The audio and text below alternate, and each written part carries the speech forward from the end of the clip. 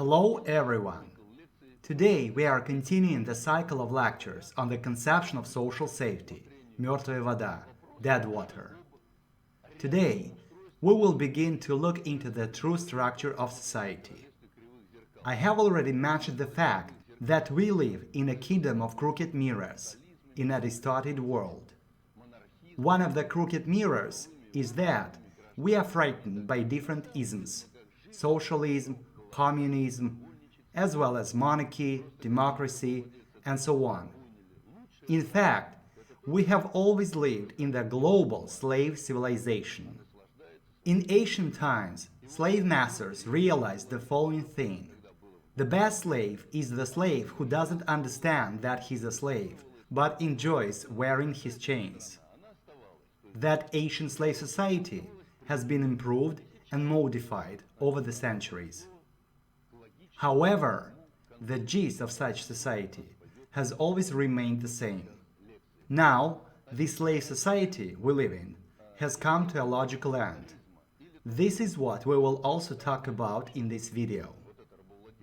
Let's look into the system of crowd elitism, or what we name crowd elite society, the global slave society in which we live. Let's begin with the classification of human labor. Here is another crooked mirror. We are told that labor is divided into two parts, mental and physical. This is a lie, another distortion of the world. Doesn't a carpenter think when he produces something? Does he never use his brains when he works? In actual fact, labor is divided into productive labor and governing labor. What is the historical background of this issue? Consider.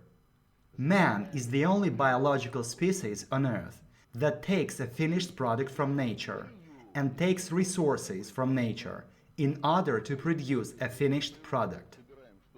In other words, from nature we take berries, mushrooms, and so on. But we also take timber, coal, iron, etc. in order to produce other things. The second point, the extraction of natural resources has now become the main one in human activity. The development of manufacturing has resulted in a unification of labor, but not a division, as they tell us. In order to produce a product, there appears a unification of labor in society. What's more, this social phenomenon, the unification of labor, involves professionalism. Professionalism is a conduct of narrow specialized activities in the unified cause for society. As I've just said, we have productive and governing labor. As for governing labor, nobody says a word about it. Why? A lathe operator produces parts which one can measure, and thus this lathe operator can get his money. How can one measure work of a ruler, governing labor, especially, as they say, if it doesn't even exist? This distortion is made deliberately. This classification of labor into productive and governing during the global historical process, which we've already looked into, was of a natural kind, and the border of this classification was towards knowledge. Let's look at an ancient primitive society. From history, we know that a community singled out people with special skills. For example, there is a person who can predict the weather, treat the ill, and so on. So, everyone goes out hunting for mammoths, and they say to him, "Ivan Ivanovich, you stay here and look after the sick." Historically, where did this lead? Such people were freed from the need to earn their daily bread, that is, figuratively speaking. Such an Ivan Ivanovich, having bandaged wounds with plankton, can lie down, head thrown back to the sky, and watch how the stars move, how things change, how the sun moves, where it rises and where it sets, and on and on. What I mean is, these people had more time to master new knowledge, as they were freed from everyday duties. So what came next?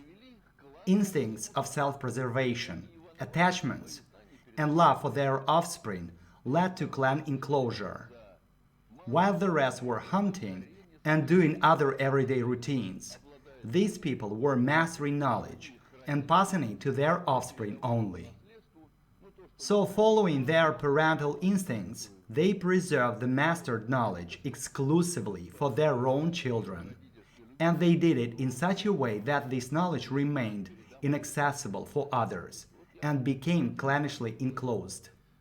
For instance, shamans passed their knowledge only to their sons. All this resulted in the emergence of so-called elites, who had a monopolistic access to knowledge. As for the rest, who didn't belong to the elites, were regarded by the elites as merely crowd, subhuman scum. This is how these two mutually hierarchical pyramids were formed, the pyramid of society and the pyramid of knowledge. This is what we have if we put these two pictures together. Here we see a $1 banknote. You can see a pyramid on the back. The top of that pyramid, drawn in shining rays, is the Masonic eye and is disconnected from the remaining part. Below the pyramid, there is an inscription saying Novus Order Seclorum, which means New World Order. This pyramid symbolizes the real order, which exists in all countries and nations on planet Earth. The ancient Egyptian Dryads, about which we spoke, have degraded. Having hidden the true view on creation, they grievously fell, perverted, and degenerated into pseudo-Dryads. What's the difference between Dryads and pseudo-Dryads? Dryads have a connection with God, the potential ability to predict the future. Meanwhile, pseudo-Dryads possess only certain knowledge to solve particular issues. Speaking of ancient Egyptian Dryads, they were more pseudo than true Dryads. Pseudo-Dryads possess holistic, methodological knowledge. Elites possess particular knowledge, facts. Meanwhile, the crowd possesses fragmental knowledge. From the standpoint of what we examined about the perception of the world, it is like this. Pseudo-Dryads have a mosaic, holistic worldview. Meanwhile, elites have a kaleidoscopic worldview, which is deliberately formed for them. As for the crowd, it has nothing but a big donut hole. This is what the global slave civilization looks like. On the top of this pyramid, there are slave masters. Below them, there are overwatchers. Below overwatchers, there are slaves. This is what the back of the $1 banknote symbolizes. Let's go back to religions. Look, what Torah tells people chosen by God, Jews. And thou shalt reign over many nations, but they shall not reign over thee. Pseudo-Christians, all churches of contemporary Christianity in all its forms and directions are pseudo, because Christ's teachings were distorted, are told, there is no happiness on earth. Up in heaven you will be happy. You are a servant of Lord. Behave, obey your lords, masters, for all power comes from God. And in the kingdom of heaven you will know happiness. This is how the ancient Egyptian pseudo-Dryads made Jews overwatchers and Christians into slaves. Thus, they enclosed them to each other subliminally in a worldview way and created the global slave civilization, unobvious, invisible for many, and sustainable in the continuity of generations. Therefore, the goal of man's life on earth, according to the Bible, is not the fulfillment of his or her genetically determined potential, as we said it in our previous lecture, but putting up with everything, repenting for the reward of happiness in heaven. You see that these are two different approaches to man's mission on earth. Now you see the trickery in all this. You know, when coming to church, Russians addressing priests ask, "Father, when will there be happiness on earth?" The father answers, "When the final judgment takes place." Then they ask him, "When will it take place?" The father answers, "Nobody knows." To put it another way, pseudo-Christianity states that there is no happiness and there can be no happiness on earth. And man's predetermination is to pray, repent, and only in the afterlife he will be happy. Can you imagine such trickery? In this regard, I'd like to point out that we do not reject Ravi's ideals of true Christianity and Christ's true teaching. But the slave masters of Christianity distorted the essence of it. They turned the true Jesus Church into the anti-true one. I mean that the so-called true church has almost nothing in common with what Jesus truly taught. You know, there are 4 Gospels. Gospel is an ancient English word derived from God, which means good, and spell, which means to tell, which generally means good news, good story. So we have the Gospels from Matthew, Mark, Luke, and John. Do we have the Gospel from Jesus Christ? Yes, we do. These religious texts are called Apocrypha, which are officially not accepted by the Church. Apocrypha in Greek means hidden. In total, there are 65 Apocrypha of Jesus Christ's teachings. But the slave masters of the Christian project picked out only those Gospels that contributed to their own goals for sustainability of the crowd elite model of society, having previously changed them to suit this purpose. However, the true teachings of Jesus Christ exist, although they are not recognized by the official church and ascribed to Apocrypha. One of his Gospels, one of the 2 copies, dated to the 1st century AD in the Aramaic language, is in the Vatican, and the other copy, in the ancient Slavic language, is in Vienna, in the library of Habsburgs. There also exists the full text in English, 3 volumes, published in San Diego, California. This is how, through the prism of the crowd elite model, one can see a correlation of religions through the example of the so-called people chosen by God and those who turn the other cheek. Continuing our topic, I'd like to say that the world order, from the point of global politics, what we talked about in the first lecture, looks as follows. There exists the global mafia, globalists, according to the terminology of the conception of social safety, the global predictor. They are international financial corporations of clan families. There are also headless countries. Every country has its own task in the new world order. Japan's role is high-tech. The USA's role is to be the world police. Spain's role is a world resort. Russia's role is for resource exploitation. We touched upon this in the first lecture.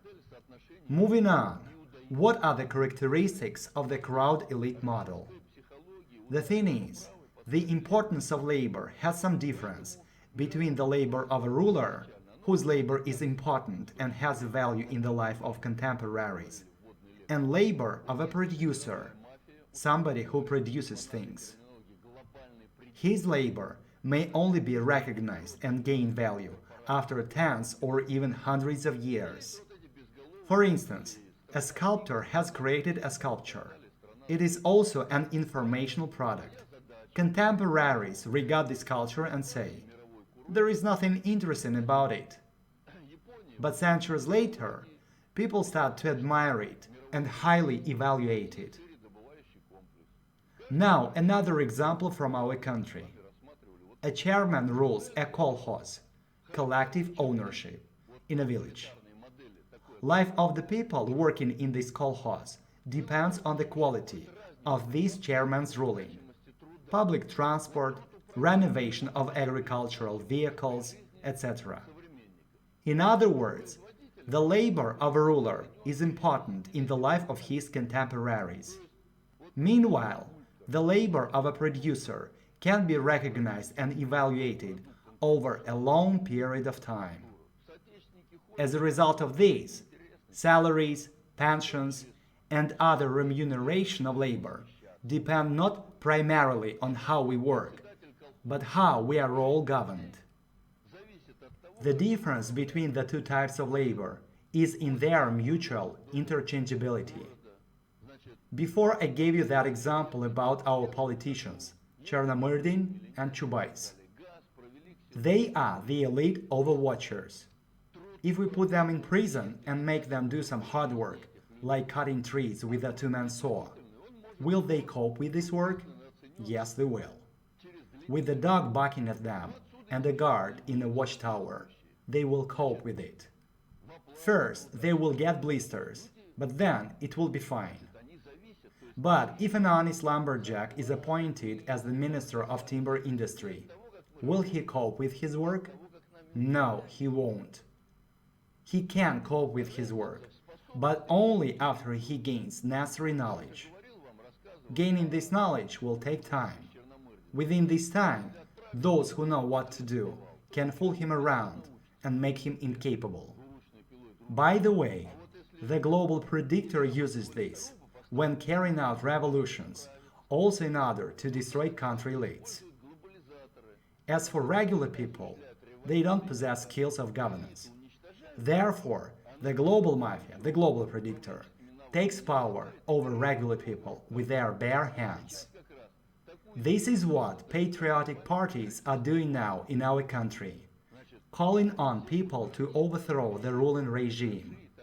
Indeed, in the revolution of 1917, the same scenario, which is now being implemented, was fulfilled. I mean, ministers, landowners, counts, and others were dekulaked at the hands of regular people. Soldiers of the white movement were killing soldiers of the red movement. As a result, the country almost collapsed and was occupied by Trotskyists.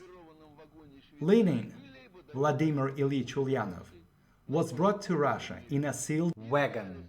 Meanwhile, Lev Davidovich Bronstein, nicknamed Trotsky, was brought to Russia on a white ship from the USA. The country was taken with bare hands, as there was nobody to rule. All commissars were Jews. The heads of gulags were also Jews. Joseph Stalin, who came into power after Lenin, was faced with many problems. One of them was that the ruling apparatus was Jews. What did Stalin do? He put workers at school desks. It took time to educate and promote them up to the level of factory directors, ministers, and so on. Nowadays, we have a similar situation in Russia. As a result of various reforms, we have clans in the leadership of our country. And ordinary people want Putin to perform a miracle and replace them all. But with whom? Using the example of Russia, I showed you the principle of the crowd elite model of society. The monopolistic access to knowledge, appropriated by the elites, allowed them to establish a monopolistically high price on the product of their labor, which, in turn, has led to a monopoly on high living standards. Simply speaking, they themselves decide on their high wages, their living standards. The product of their labor, on which they put a high price, is the quality of their governance. In the sufficiently general theory of governance, we look into the concept of quality of governance. Look at how they raise the question. Does the fact that Yeltsin contributed to different reforms in Russia make him a good ruler? Some say yes, but many state that Yeltsin should be hanged for what he did to the country. Why are the opinions different? Because there is no measure that would enable one to evaluate the quality of his governance. How can one measure the quality of the work of a minister, mayor? The measure for this does not exist. In the sufficiently general theory of governance, which is part of COB, the conception of social safety, we talk about the measure which enables one to evaluate, to measure the quality of governance. All this has led to enclosure within clans. What does this mean? This means that a minister's son does not get married to a plumber's daughter. Sometimes there are such marriages, but only sometimes. Usually, though, they marry within clans, all the elites, the opposition, officials, pseudo-communists, and so on. All of them are clan interwoven. This is why our elite does not care about the people or the country. And what's more, they themselves have become caught up in the Harvard Project. All the aforementioned has led to social unprivaceness, which is also called the exploitation of man by man. In what is this unprivaceness manifested? Once we had a televised debate with one of our politicians, Grigory Alexeyevich Yavlinsky. We asked him, "Grigory Alexeyevich, what do you understand by the word privaceness, as this word is in all your slogans?" He failed to answer.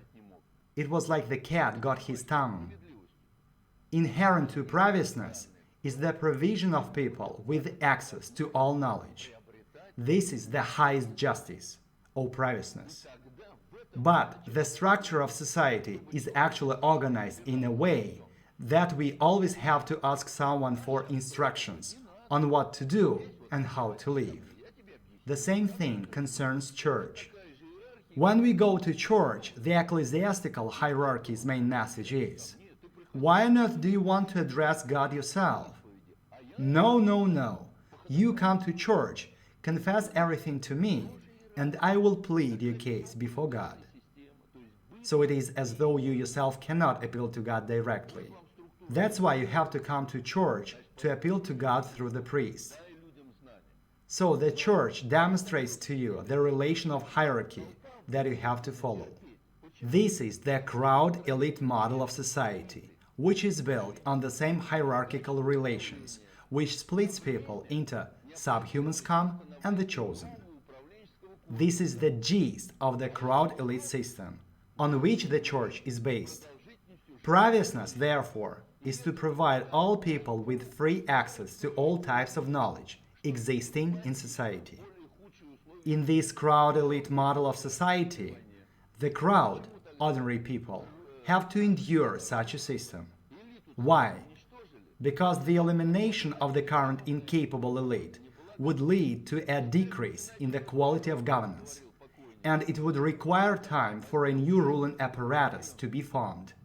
The time it takes for a new ruling apparatus to form is proportionate to the life expectancy of a person.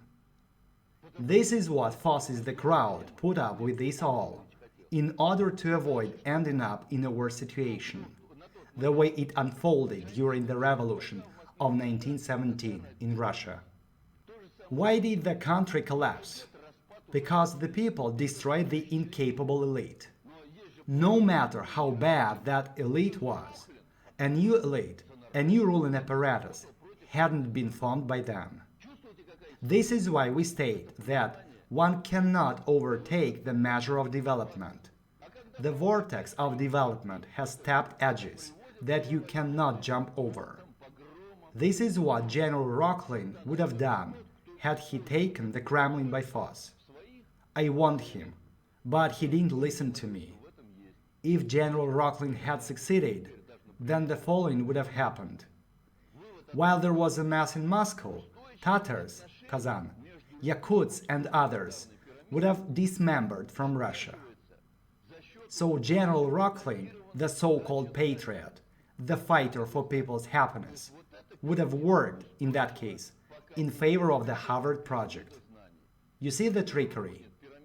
You can come to this comprehension only through studying and comprehending the conception of social safety. When the crowd stops tolerating this all, people's rage leads to pogroms, riots, and revolutions. But there are always people who will use people's rage for their own interests and goals. History is rich in such instances. The 1917 revolution in Russia serves as a good example. All this brings us to the following conclusion. Sustainability of relationships between people in the crowd elite pyramid is supported by the steady retention of monopolistic access to knowledge, that is, due to the metered distribution of knowledge into different stratums of society. The pyramid of society is sustainable, while the pyramid of knowledge is sustainable. If the pyramid of knowledge collapses, the pyramid of crowd elite society will also collapse. The Russian language has some phrases, sayings, characterizing the crowd elite model of society. Every cricket must know its hearth, and the law of the chicken house, where the one above craps on the one below. All this means that ordinary people in our country understand everything. This is why these phrases and sayings show up.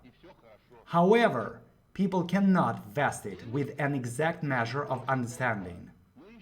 In the conception of social safety, all this folk wisdom is expressed in exact and appropriate terminology. One shouldn't think of the crowd, ordinary people, as uncontestedly good, and the elite as uncontestedly bad. It's not like that. The crowd is an irresponsible mass of people who believes that people in high places must think instead of the crowd and take care of the crowd. This is what we have to deal with every day when talking to ordinary people. On one hand, you look at them and think that they are good people. But on the other hand, these people openly declare that they don't want to think. They believe that officials, the government, should do the thinking instead. Besides, these ordinary people regard themselves as little people who cannot influence anything. And they say that they are not involved in politics. It is not their business. By the way, this is one of the policies pursued towards our country, when ordinary people are imposed with the idea of staying away from politics. And it works, as majority steer clear. Of course, it is their choice. But if they make this choice, then I have a question. Haven't made this decision. What is that you want?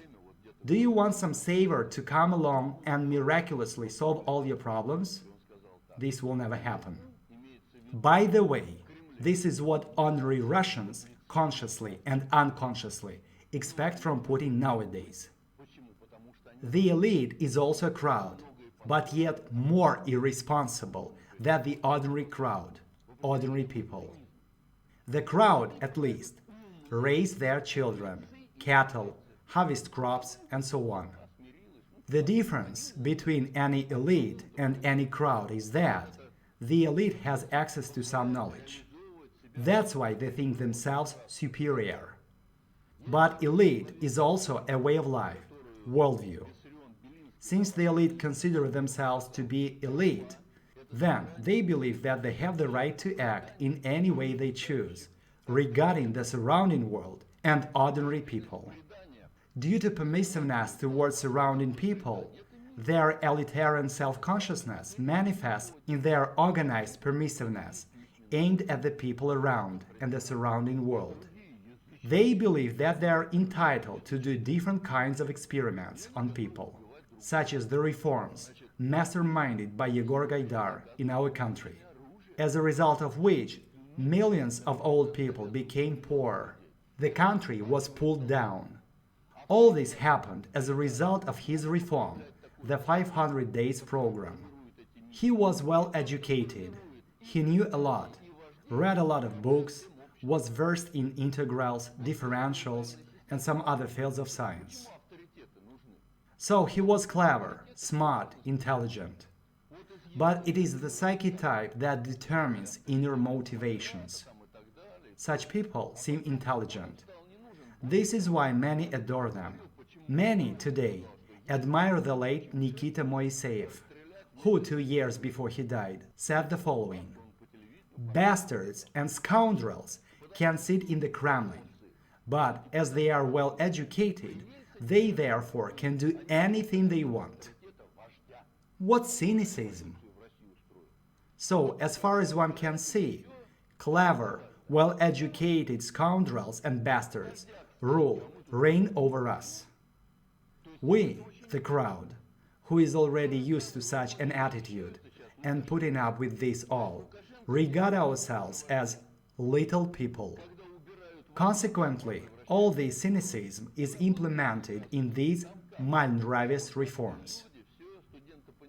Vissarion Grigorievich Belinsky said, "A crowd is a bunch of people who live according to spiritual inheritance, traditional, cultural, political, religious, and other automations, and take their reasoning from people of prestige and authority. All this makes the crowd stick together." What is spiritual inheritance? In actual fact, they are myths. Here is an example. We have been told that Cyril and Methodius invented the writing system in Rus.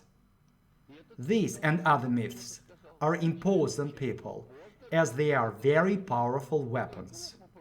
The authority of tradition shaped by myths can rule a society, and the one who shapes both these myths and the people of prestige and authority rules the entire society. The crowd elite model of society is profitable for these people. Why do they create people of prestige and authority? Because later it will be easy to pass it all off onto such people, make them scapegoats. In one of our lectures, I gave you an example of an official named Boss, who stated on TV and the radio that Yeltsin with his family needed to be executed by firing squad like Ceausescu. Why did he say so? Because Boss and others under Yeltsin plundered our country. They therefore created the leader of prestige and authority, who waged a revolution in Russia. And then, after everything had been plundered, the question arose, who is to blame? The leader of prestige and authority. So that means Yeltsin was meant to be the one against the wall. As for Boss and others, they wanted to emerge unscathed. They therefore wanted to make Yeltsin a scapegoat. The leader of a country is always a visible power, and therefore easy to blame. Now, they are also painting Alexander Lukashenko, the president of Belarus, as a leader, man of prestige and authority. Admiring Lukashenko, ordinary people prefer not to think for themselves. They just want somebody to think for them and take care of them instead. When the leader is removed, the crowd becomes disorganized and disrupted. Who creates such people for the crowd? People of prestige and authority. On Russian TV, we also have such people. For instance, Vladimir Pozner. He hosts an analytical program. He's getting old now, so they are preparing a replacement, Vladimir Solovyov, who hosts his own similar program. In his program, Solovyov makes a mockery of all Russian politicians. Watching this program, people heed to his opinion. As for Pozner, he always culminates his program with the following words: "We have been discussing it. There are many opinions. We have this and that opinion. Maybe there will be a time when everything changes." As you see, he says nothing meaningfully, concrete in essence. Nobody even ponders on the fact that this itself is governance. This is how and why mass media create such people. As for Solovyov, he mocks politicians like Zhirinovsky and others like him. Solovyov is the one who controls the situation, which raises the question, who actually governs? As you see, such authoritative people are deliberately created. When an opinion is announced, the ordinary people, the crowd, want to know announced by whom. If it is declared by someone ordinary, it doesn't count. Nobody will pay any attention to it. But if it is declared by someone influential, authoritative, then it counts. This is why different titles are assigned to authoritative people. Speaking of the system of scientific degrees, it is actually a system of initiations, which means that, in essence, all these scientists are Masons. If you are a junior researcher, you are nobody. If a senior researcher is worthy of some respect, then a candidate of science is worthy of more, a doctor with a PhD even more, and so on.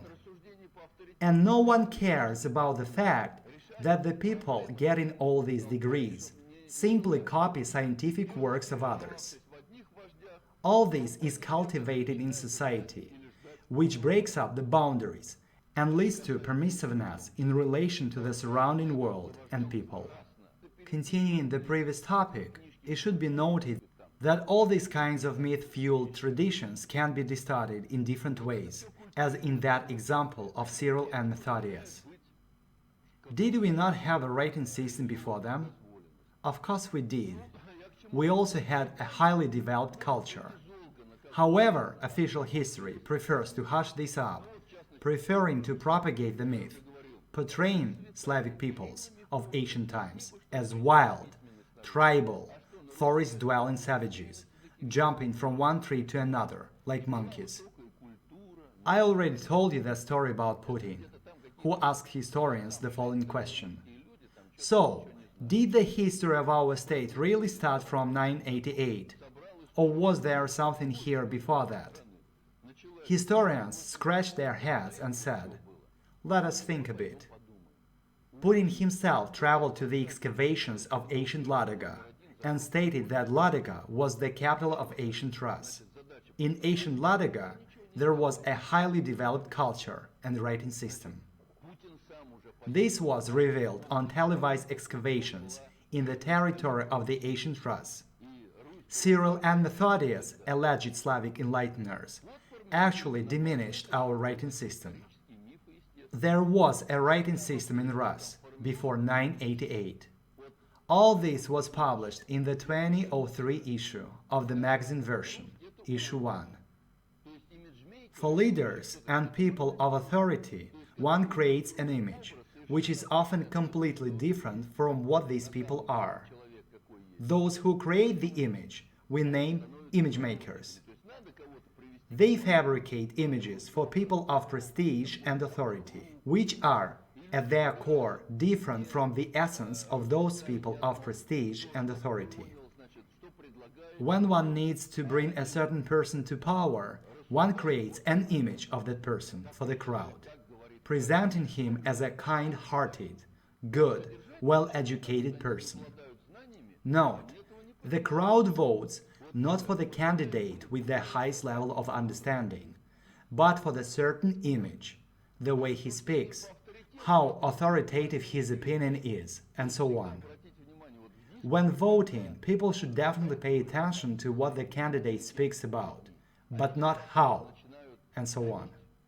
And since the crowd does not have the necessary knowledge to distinguish who is who, this enables one to manipulate the gullible and naive crowd.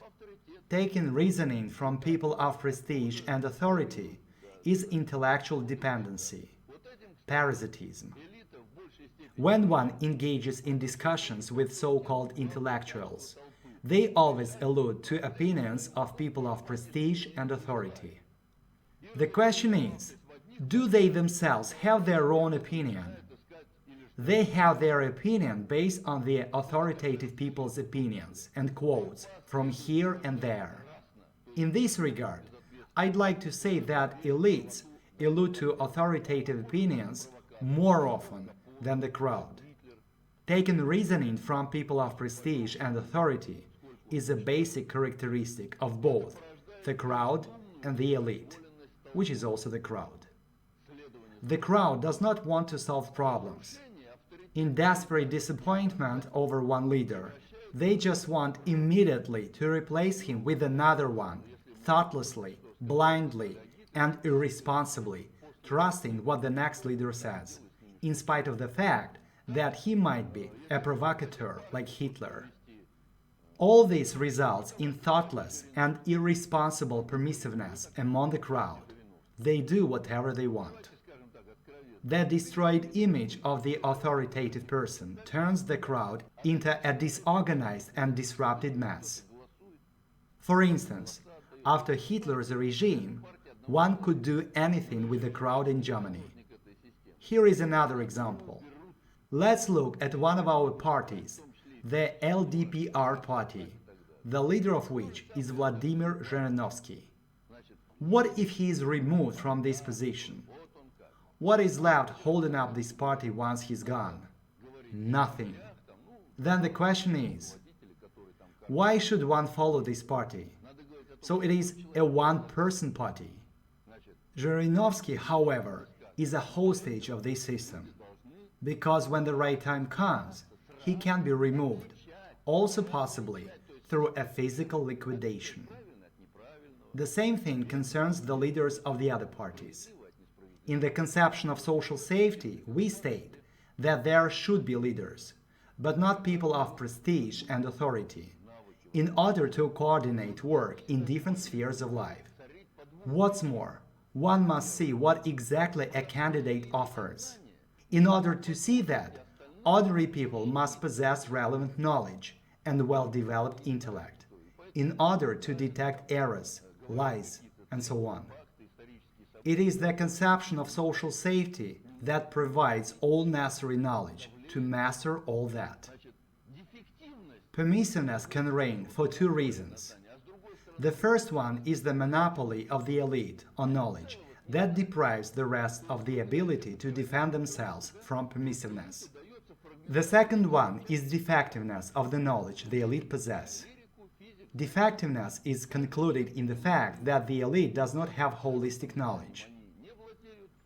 Let's go back to those two pyramids of knowledge and society. The elite possess only fragmental knowledge. Everyone is aware of the knowledge concerning his sphere only, but no one possesses holistic knowledge. In other words, they have a kaleidoscopic worldview. They suffer from kaleidoscopic idiocy, as their knowledge is distorted and not holistic. This monopoly and defectiveness of knowledge lead the elite to become exalted in self-conceit, as they graduate from respectable universities, have degrees, high-ranking positions, and so on. Consequently, they deliberately or unthinkingly begin to act permissibly, doing whatever they want, suppressing others. Logically, the same permissiveness boomerangs back on them. Speaking of crime, there are criminals that plunder a country for millions of dollars, and are even awarded medals for this.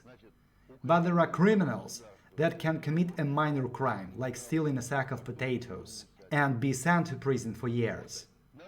So, because of this, the elite themselves come across the same permissible actions against them. Permissiveness, which is based on the monopolistic access to knowledge, is a temptation. Defectiveness of knowledge is when knowledge is not holistic and is distorted, and in their reluctance to think, the elite are unable to comprehend this temptation. Frankly speaking, all this is pure Satanism. This is why the elite neglect their conception of social safety. But some of them have actually begun to understand what the conception is. Speaking of the conception of social safety, it is already spoken of on the radio, applied in state institutes. People write and defend dissertations on its basis. This is why many are alert to the conception of social safety, as they regard it as a threat. They therefore have been trying to hush it up for so many years. By the way, the elite believe that ordinary people are incapable of anything.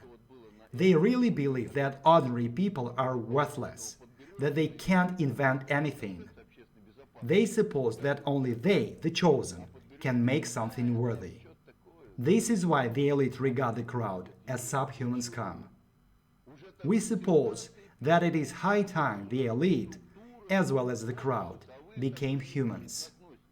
The crowd-elite model of society is hierarchical relations between the crowd and the elite. The elite believe that the crowd should mind their own business. Meanwhile, the crowd thinks along the lines of, "I'm a little person, what can I do?" All these stereotypes of the crowd and the elite contribute to sustainability of crowd elitism, as well as the principle, divide, pit against each other and conquer. Let's draw a conclusion. Crowd elitism exists thanks to the socio-accepted permissiveness of the minority towards the majority, ordinary people. Now, let's talk about the process of concentrating governance of the productive forces of humanity in crowd elite systems.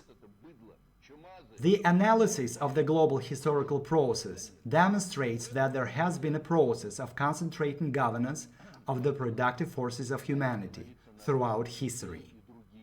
This process is objective, which means that it does not depend on our wishes, on what we understand or don't understand. This process has been ongoing throughout history on a regional level as well as on a global level. In the introductory lecture, I gave you an example of this at a regional level when I spoke about Cossacks such as Yermak Timofeyevich, Dezhnev, and Khabarov, who joined the Siberian lands. This is an example on a regional scale, as Russia is a regional civilization. But identical processes were ongoing on a global level, a process of concentrating governance of the productive forces of humanity, which was headed by the ancient Egyptian pseudo-Zhretsis. Although the process of globalization is of an objective nature, governance of this process is of a subjective nature. Subjective nature means that this process depends on the ruler's ideals and true nravistness, the ruler who actually governs this process. We know nravistness can be malnravistness or dobronravistness. So one can rule, set this process in motion, aiming for blago of people or against it, as it is in the biblical conception, regarding the masses as subhuman scum, a principle according to which some reign over others. And thou shalt reign over many nations, but they shall not reign over thee. This is one of the examples of how the Bible determines consciousness and subconsciousness of the crowd, including the elites. On a regional level, local pseudo-Zhretsis throughout the global historical process had to give access to a wider range of society stratons, as there appeared more tasks in society that needed solving. Look, first, there were pseudo-Zhretsis, then aristocracy, nobility, bourgeoisie. So to say that pseudo-Zhretsis had to enlarge the elite due to the enlargement of the amount of tasks that the pseudo-Zhretsis had to solve. Thus, arises the necessity to expand the sphere of governance within the boundaries of the entire society. Look what we have now. For instance, an owner of a small shop.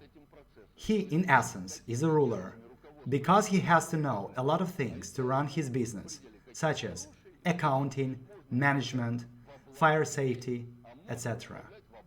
All this we name a necessity to expand the sphere of governance within the boundaries of the entire society. So to say, there appears necessity of social self-governance.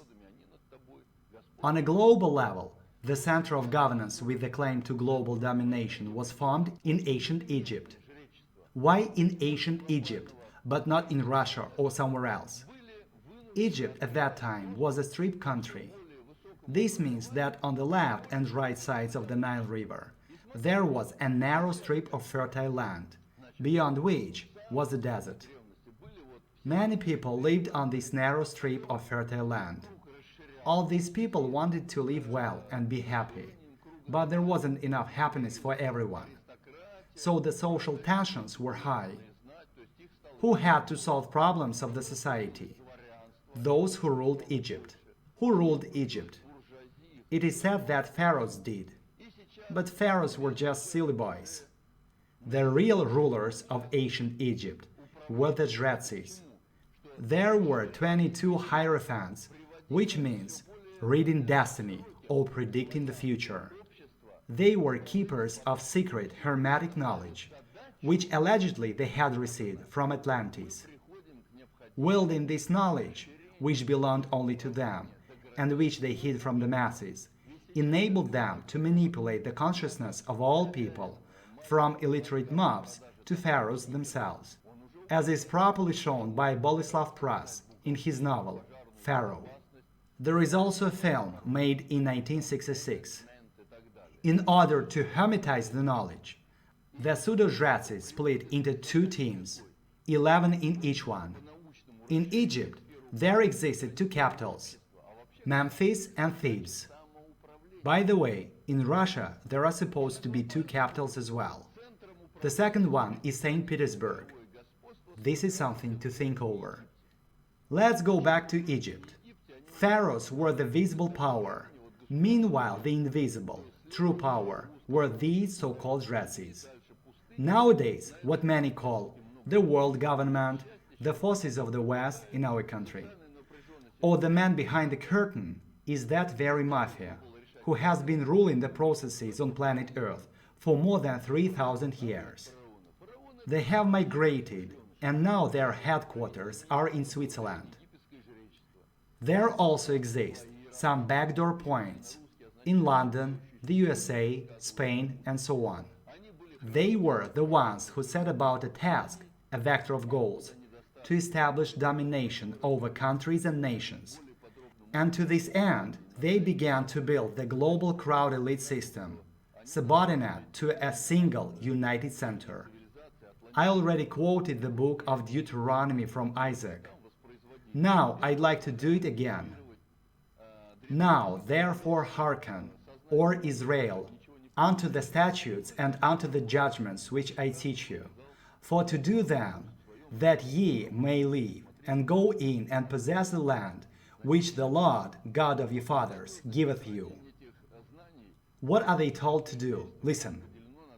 Thou shalt not lend upon usury to thy brother, only Jews, usury of money, usury of victuals, usury of anything that is lent upon usury.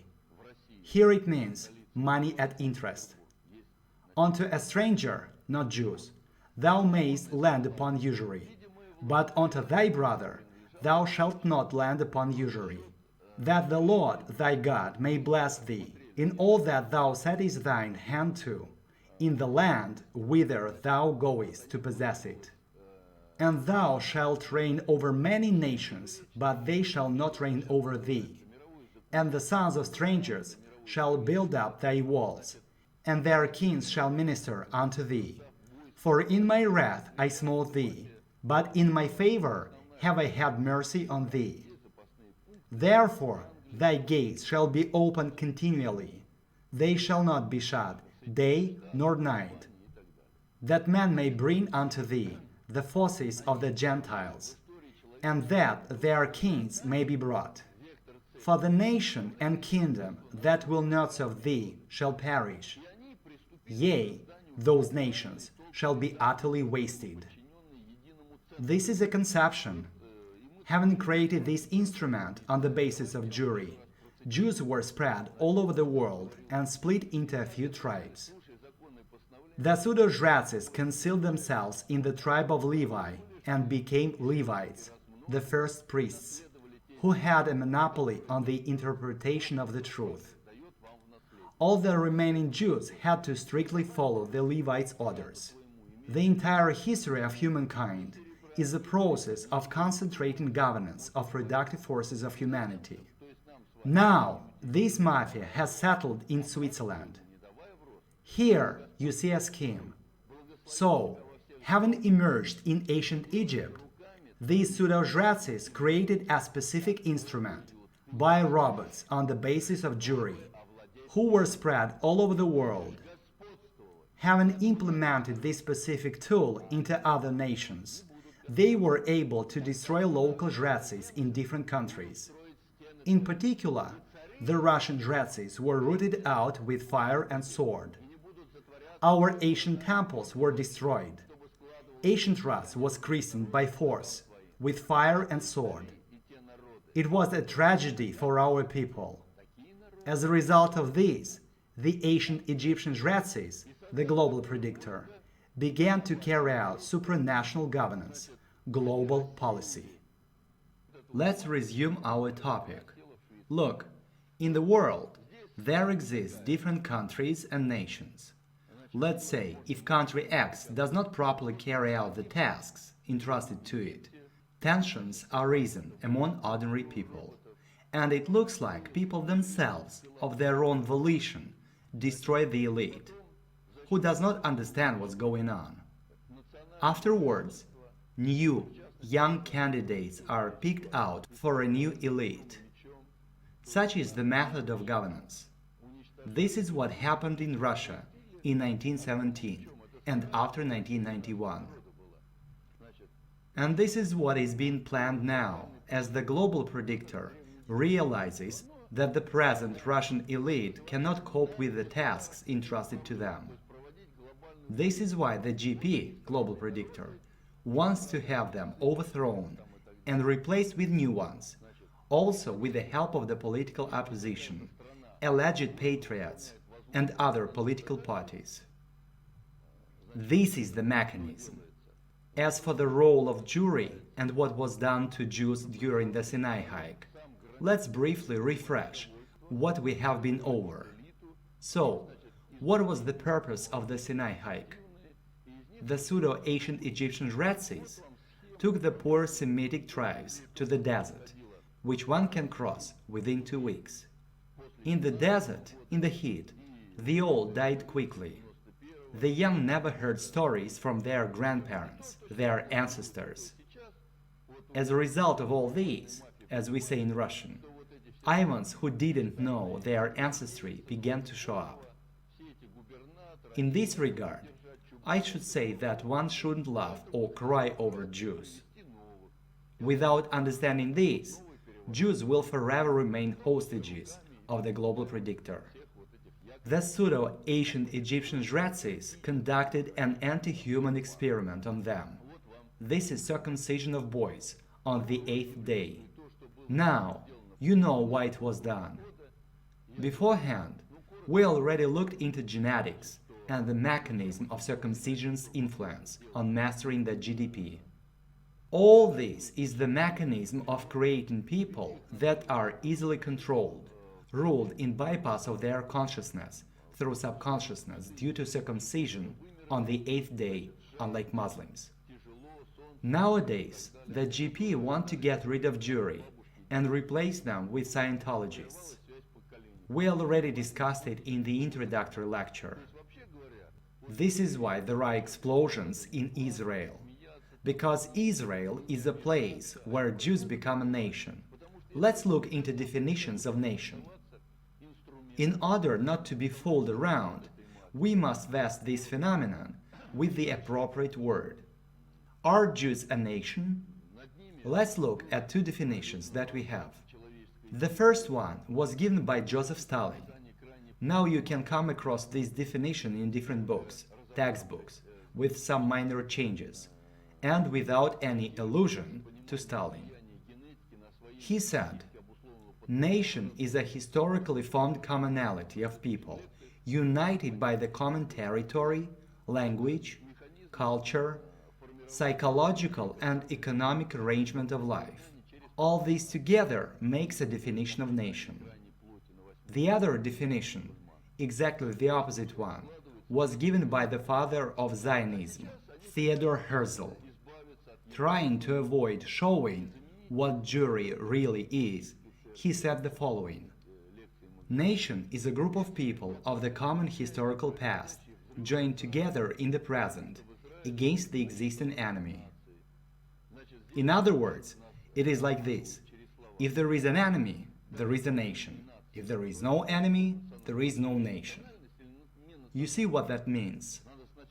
I'd like to ask you, which definition are you for? Usually people answer, the first one. You know, when I have discussions with Jews, I tell them about these two definitions. They feel like Stalin is right about his definition. I usually hold a conversation with them in the following way. I ask them, "Are you Jews?" They reply, "Yes, we are." "Do you live in the territory of Russia?" They say, "Yes, we do." "Do you speak Yiddish, Hebrew, or Russian?" They answer, "Russian." I ask them, "What makes you Jews then?" They ask me, "What about blood?" Then I reply, "In this case, you are a fascist, because Adolf Hitler identified a nation, judging by the size of a skull, also by blood and urine tests." You see, as soon as you vest this phenomenon with the exact measure of understanding, everything becomes clear. This is why we state that Jews are not a nation, but just a tool of the global predictor. Jewry doesn't fall under the definition of nation. In this case, Jewry falls under the religion only. Jews are just herded on the basis of Judaism. However, a non-Jew can also become a Judaist, a Jew. As you might know, there are Ethiopian Jews, Falashis, Chinese Jews, Kaifeng, and so on. As for Theodore Herzl's definition of nation, this is a good example of terminology distortion and shifting of concepts. Frankly speaking, it is simply a lie. In essence, this lie is vested with an inexact measure of understanding. One can understand the role of Jewry only through the comprehension of the global historical process. When Jews began to settle down in Israel, there they didn't come across any ethnic division of labor. So to say, the employer is a Jew, and the employee is a Jew too. Meanwhile, in other countries, Jews hold positions in governance, ruling. For instance, in our country, all bankers are Jews: Khodorkovsky, Berezovsky, Gusinsky, Abramovich, and so on. Is it just a coincidence? Speaking of art, literature, show business, we also have Jews. In other words, Jews hold positions in the non-productive sector and have a big influence. In this regard, they are hostages, because when people rebel, the GP will implement the principle, beat Yids and save Russia. The global predictor will make it look like it is the Jews' fault. They will make Jews scapegoats. It is not difficult to understand. This is an example of how this mechanism operates. In order to prevent people from comprehending this issue, this phenomenon is vested with an inexact measure of understanding. It is done also to deprive the issue of its essence, make people more emotional concerning the issue on Jews, keeping people away from the gist of this issue. However, this issue on Jewry exists. One cannot avoid it, no matter how one tries. Therefore, it is necessary for us to make an exact definition. The book Мёртвая Вода, Dead Water, contains the exact definition of nation in details. Here, I tell you the key aspects.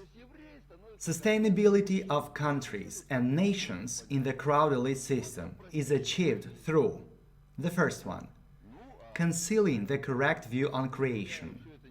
For instance, with the help of the schizophrenic question, what is primary, matter or consciousness? In fact, all processes are interconnected, interconditioned, and represent the trinity process of matter, information, and measure. Matter changes its informational content according to the measure of development. The second one, structural and structuralless governance over countries and nations, according to the 6 priorities of generalized means, according to their levels of importance. We will look into this in detail later. What's more, governance over countries and nations is carried out through various religions, religious teachings, the financial credit system, and so forth. The third one, using the man-made tool, Jews, made on the human element base, in order to fulfill the expansion. Whether we like it or not, we have to admit the power of this conception of globalization, as it has existed over 3,000 years. All this time, there has been a subjectively controlled process of concentrating governance of productive forces of humanity. All this time, this process has existed sustainably and continues to exist. Now, let's look into why this conception has objectively come to a collapse. But first, let's also look into some nuances. In the new informational state of society, the love time, on a global level, the improvement of quality of governance is needed, which in turn requires a necessity to expand the sphere of governance within the boundaries of the entire society. Everyone has to master knowledge. The point is, the global system crisis exists in the sectors of economy, ecology, financial credit system, in the political-military aspect. So to say, it is necessary to spread knowledge over all of the stratums of society. By the way, if we look at Hitler's activity through the prism of the crowd elite model, we will see that he was for spreading knowledge within the boundaries of the German nation for any racially pure child. This led to the expansion of the sphere of governance within the boundaries of the German nation. In other words, Hitler meant to say, Yeats are bad, we, Germans, will replace the Jews and will reign over countries and nations. I know some Russians, alleged patriots, who in their essence are much worse. They say, Yeats are bad. If we, Russians, become bankers, we will reign in a good way. So what is the difference between Jew and Yid? The word Yid in Dahl's explanatory dictionary of the living great Russian language means greedy person inclined to greed. Karl Marx, in his turn, said that Jews are not a nation, but a chimeric combination of a Jew, a merchant, and greedy person. Although Yids in the aforementioned meaning usually refer to Jews, there are, however, some Russians who are much worse in that sense of the word. But let's go back to Hitler. He stated that the sphere of governance, the elites, should be Germans. However, the formulation of this question did not contribute to the removal of crowd elitism at all, but generated a far worse crowd elite system of society. Even within the boundaries of one nation, it contributes to totalitarianism, the ultimate form of crowd elitism, pure absolutism of the mafia, hurting the leader when, openly stating that the entire society, aside from the leader, is the crowd, subhuman scum, hushing up the fact that the leader is a puppet in the hands of the mafia. This is why Hitler did not conquer Switzerland, as his masters were there. He did not rob Swiss banks, because they belonged to his masters. Hitler's victory march in Europe was nothing but a surrender of all European manufacturing, military, and human potential under his unified governance in order to attack the USSR. Why the USSR? Because the GP realized that the USSR had a huge part of the resources that they wanted to control. What's more, Stalin was carrying out a policy contrary to the GP's policy. When Stalin was in power, the USSR was the guiding light for all other countries. The conception which Stalin was implementing was unacceptable for the GP. They therefore wanted to destroy, by the hands of Hitler, what had been done by Stalin. As we have already touched upon Stalin, I'd like to add to the fact that Stalin was a hostage of the terminological apparatus of Marxism. So to say, he was not familiar with the concepts of crowd elitism, governance, and other now well-known concepts and definitions. He therefore had to use the words such as class struggle, exploitation, and so on. He could not adequately express his thoughts with appropriate words. He therefore, after setting a task, often asked his subordinates, looking them right in the eyes, "Did you understand what I said?" In 1952, he published his work, Economic Problems of Socialism in the USSR. In that book, he wrote the following: "Further, I think that we must also discard certain other concepts taken from Marx's Capital, where Marx was concerned with an analysis of capitalism and artificially applied to our socialist relations. I am referring to such concepts, among others, as necessary and surplus labor, necessary and surplus product, necessary and surplus time." Marx analyzed capitalism in order to elucidate the source of exploitation of the working class, surplus value, and to arm the working class, which was bereft of means of production, with an intellectual weapon for the overthrow of capitalism. But if these categories, necessary and surplus labor, necessary and surplus product, necessary and surplus time, are removed from Marxism, then nothing remains of the theory of Marxism at all. All this means that Stalin was never a Marxist. After Stalin had publicly mentioned these categories, the GP, understanding what was behind all this, decided to liquidate Stalin, and he was liquidated. How he was liquidated is another question. Let's look at the key things that Stalin did. Stalin made education available for everyone, but the crowd elite model, as you know, is based on the incremental dosage of knowledge into certain stratums of society. Under Stalin, peasants and workers' children studied at universities, at all scholastic institutions. My mother, for instance, was a weaver. My grandfather was a steel smelter. But I have more than one diploma of higher education. Although it was a hard time, students could afford things by earning money offloading a wagon in the evenings. Speaking of nowadays, can a simple worker's child get good education? No, he can't. Let's go back to Stalin. At that time, there were two countries that were not members of the IMF. These were Switzerland and the USSR, as a symbol of confrontation of the two conceptions. Under Stalin, the lending, or usury rate, did not exceed the growth of manufacturing potential. Saving banks provided only a 2% credit, not like it is today, when Democrats have introduced a system of insane interest rates.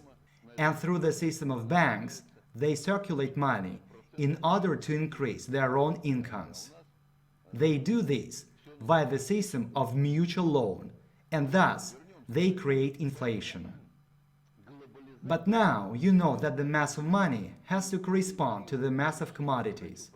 Consequently, it is high interest rates which generate inflation. But many state that inflation generates high usury, high interest rates. The thing is, they just do not call a spade a spade. The GP, the global mafia, need totalitarianism during transitional periods in order to solve tasks of governance over countries and nations. They create a leader, for instance Boris Yeltsin. Calling him a democratizer, they solve their tasks. Now, a tribunal in The Hague has a case against Russian generals participating in the war in Chechnya. General Pavel Grachov will be summoned up there too, and he will be asked, "Pavel, did you kill Chechen people?" He will say, "Why me? It was Boris Yeltsin who gave me an order." Our popularly elected president, Boris Yeltsin, will also fall under this tribunal, the way Slobodan Milosevic, Augusto Pinochet and others did. In other words, the GP needs scapegoats during their transitional periods in order to blame it all on them, the way it was done with Hitler, who, by the way, didn't solve all the tasks entrusted to him. In particular, he did not solve the task of joining Jews together. The thing is, Jews in the USSR assimilated and began to get out of the GP's control. That was why he was supposed to frighten Jews and bring them the idea of sticking together and isolate themselves from others in order not to be killed. So it takes maximum 10 years to purposely and definitively bring crowd-elite society to totalitarianism. Today, the GP carry out governance over nations in a structureless way. Their ideal is Indian fascism, because they want to create such a stratification in society, in which every cricket knows its hearth. In this regard, Indian fascism is very suitable, as there exists a really harsh caste system there. Brahmins, Kshatriyas, Vaishyas and Shudras. Sitting along the road with his legs crossed, a Shudra does not even dream of becoming a street cleaner. Such is the harsh caste system in India. In order to implement this harsh system into society, the GP has to frighten people, so that they themselves want an iron fist of power, so that they themselves want to have barbed wire around their own houses.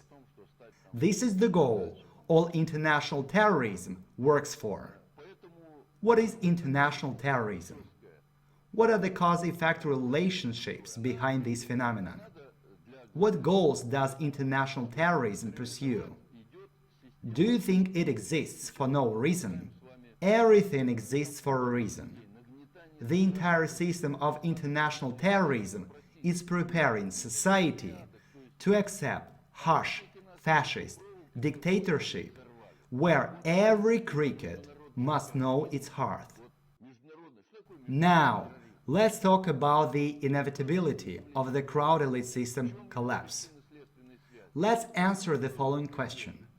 Does God need this crowd-elite system or not? If we know that every person is God's child, then there exists a certain predestination towards society and every person. Didn't God predestine the crowd-elite system of society as the final version of life arrangements on Earth? Of course not. This is why this system is objectively coming to an end. Elite families are subordinate to common biological laws.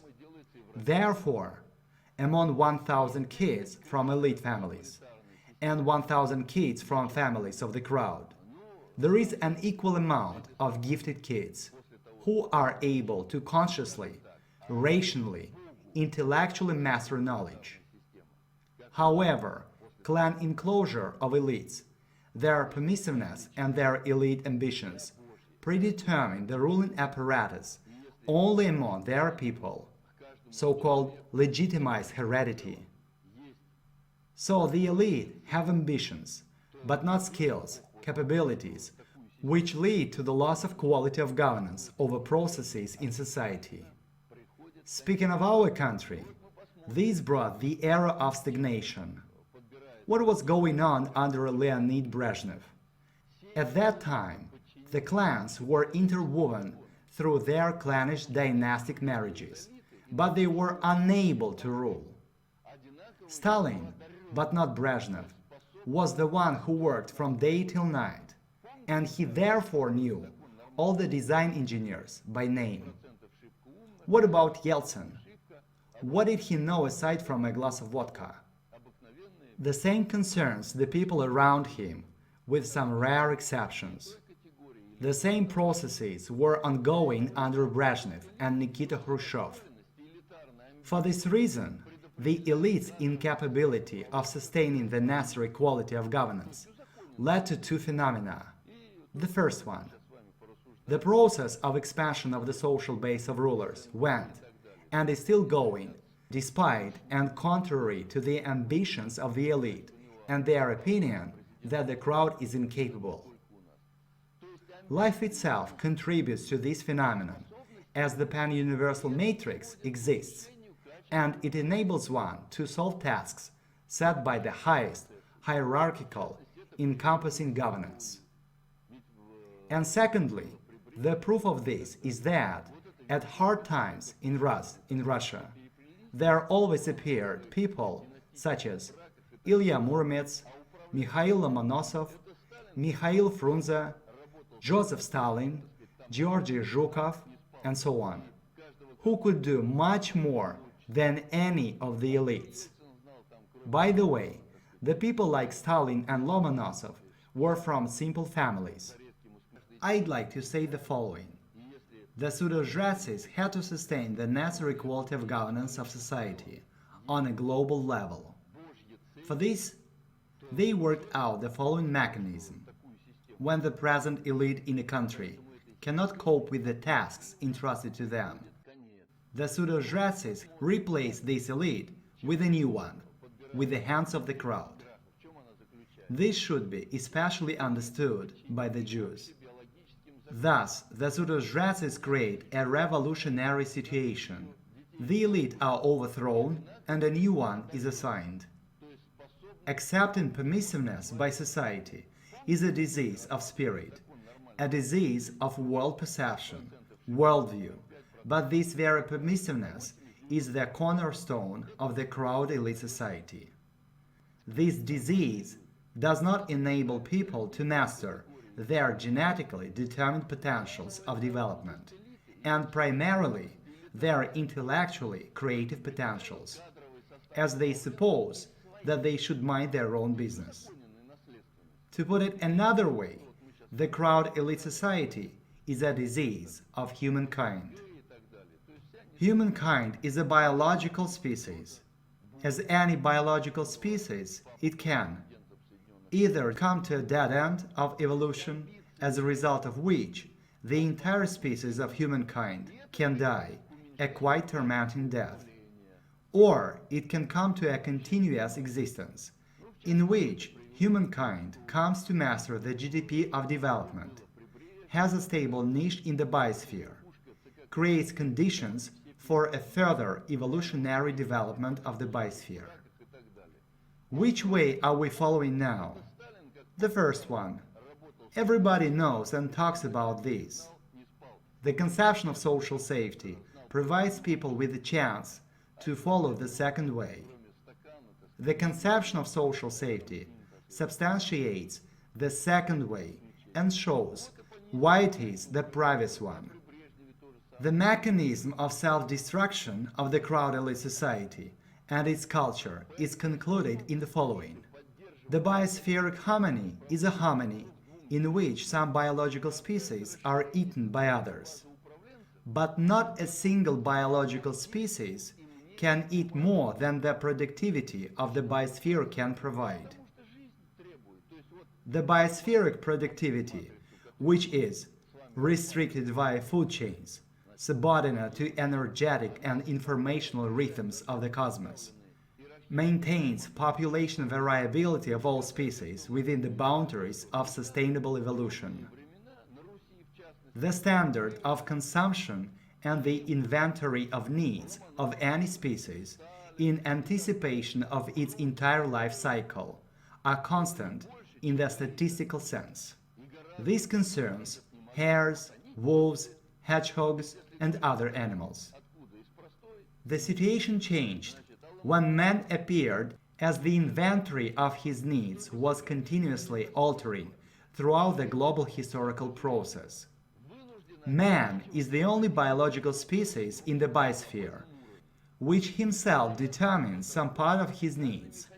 Himself decides on measures and methods of extracting from nature substances and energy that he finds necessary for himself.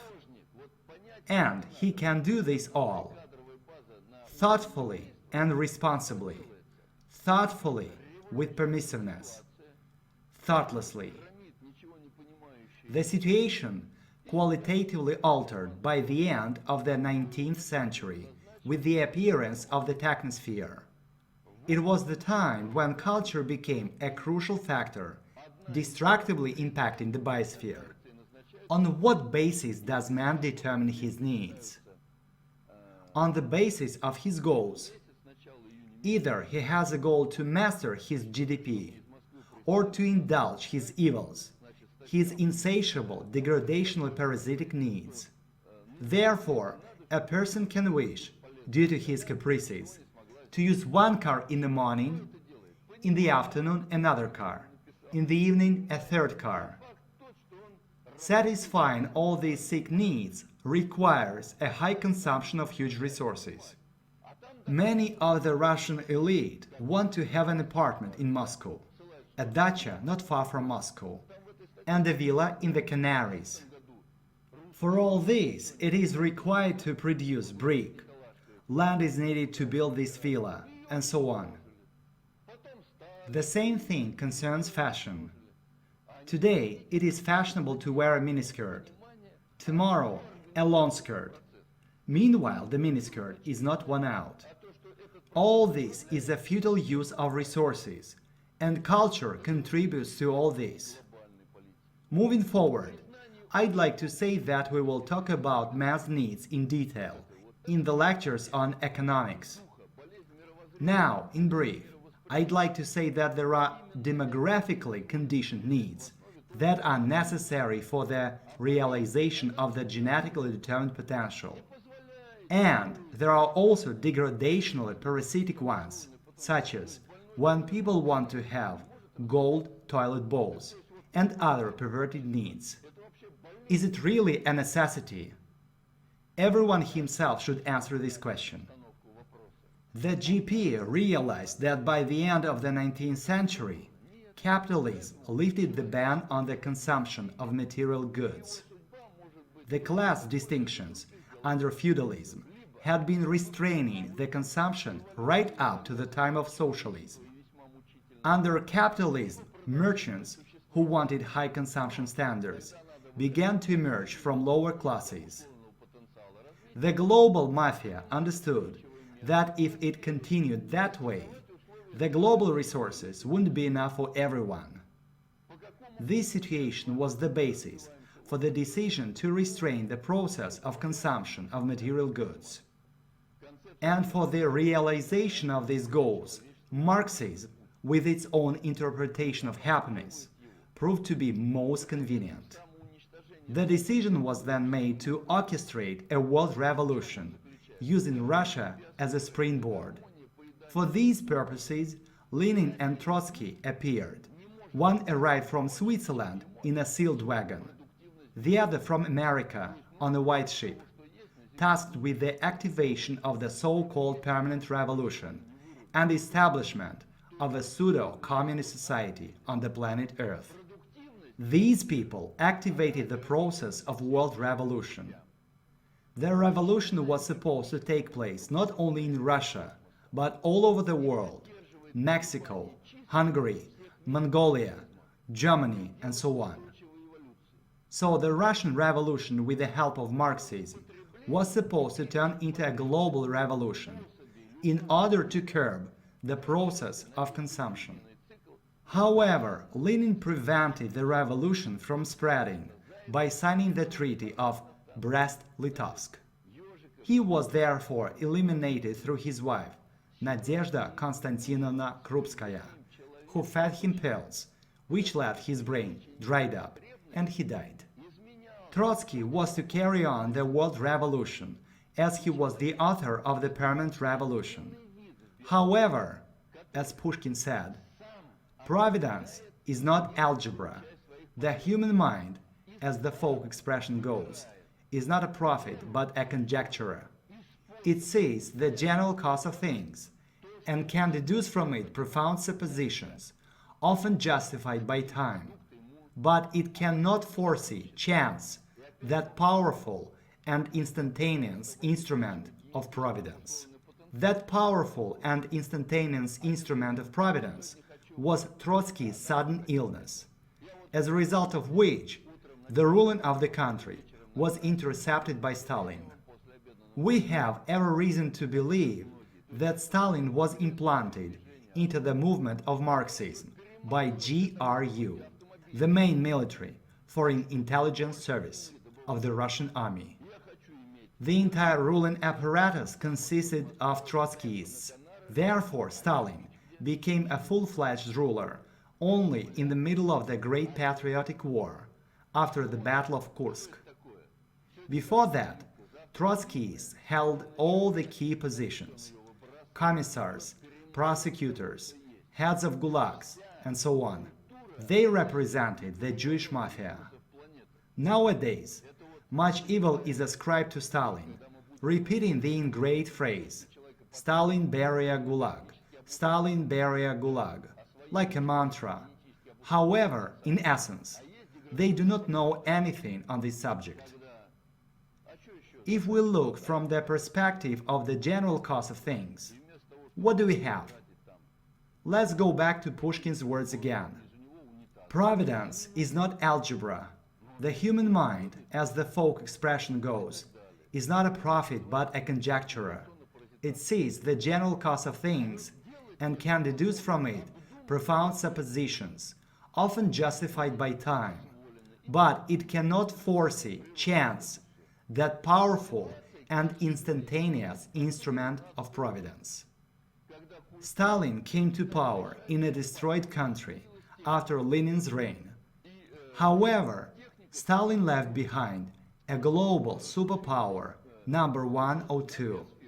It depends on how you look at the things. The USSR was ahead of the USA in terms of economic development. By the way, the only personal possessions left by Stalin after his death were 2 suits, one for everyday occasions and the other one for special occasions. Also a couple of worn-out boots made out of goat leather, mended socks, a few smoking pipes, and his last salary.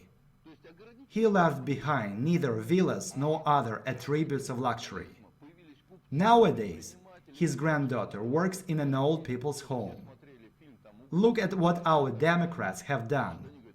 They've destroyed the country, created schools for the elite and the crowd. They have a wealth of property and live in luxury. So, who is more human, Stalin or these Democrats? Under Stalin, education was available for everyone. Speaking of gulags, one shouldn't ascribe them to Stalin, because it was Jews who stood behind this. The thing is, when Jews want to come to power, they stick together. When they find themselves in power, they rat each other out and put one another in gulags. However, it does not mean that there were only representatives of the Jewish mafias there. There were also ordinary, innocent people there. It should be noted that at those times there were 2 clans, Trotsky's clan and Kamenev and Zinovьev's clan. If you take a newspaper of that time, the 1920s, you will see that they always had confrontations and discussions on how and which way to go, which positions would be occupied by which clan. They also killed and ratted each other out. It was impossible to stop them from doing this. So, Stalin didn't.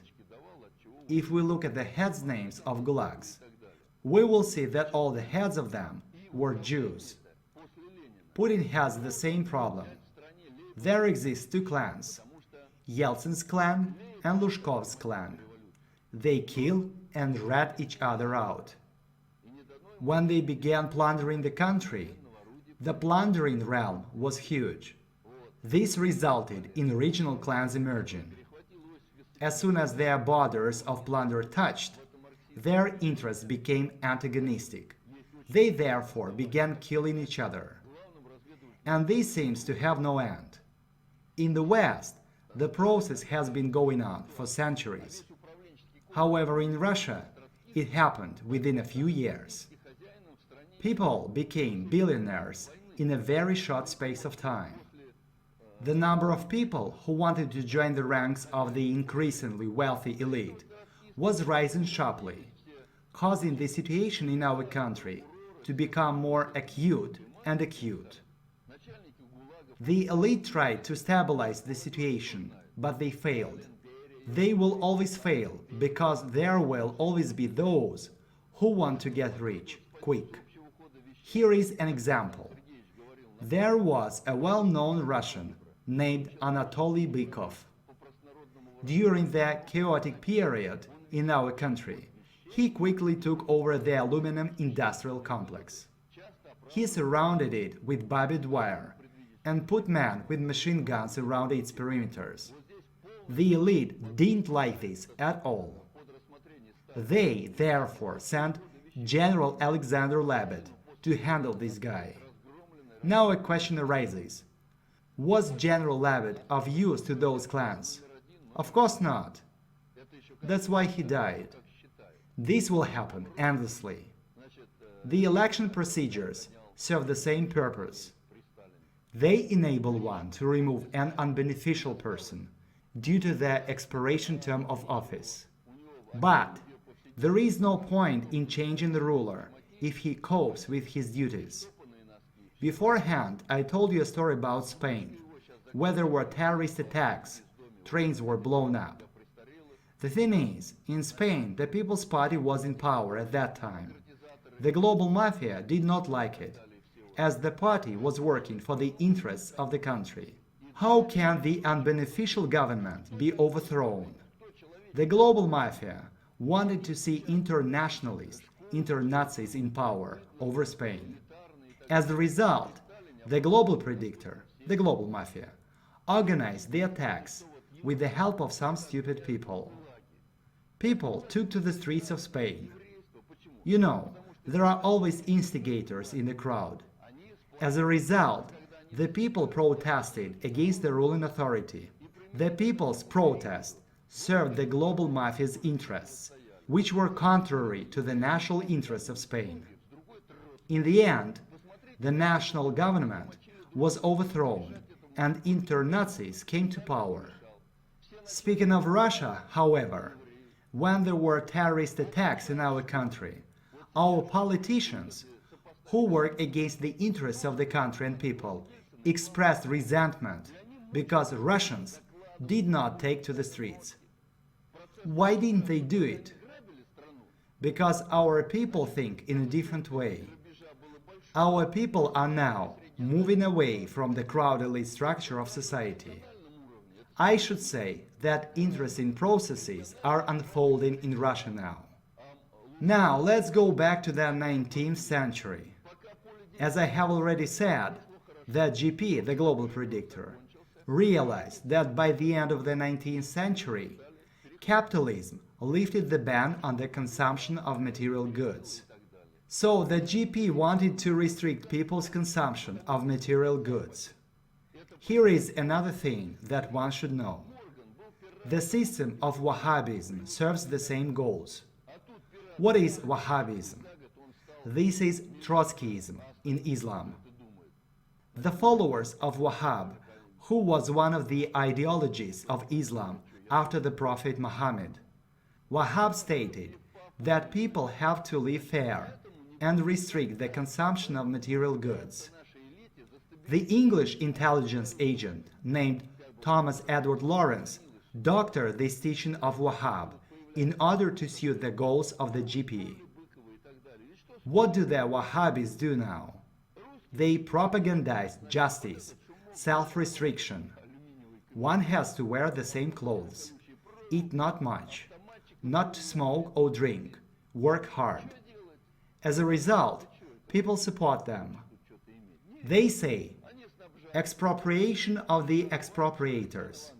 There should be no rich people.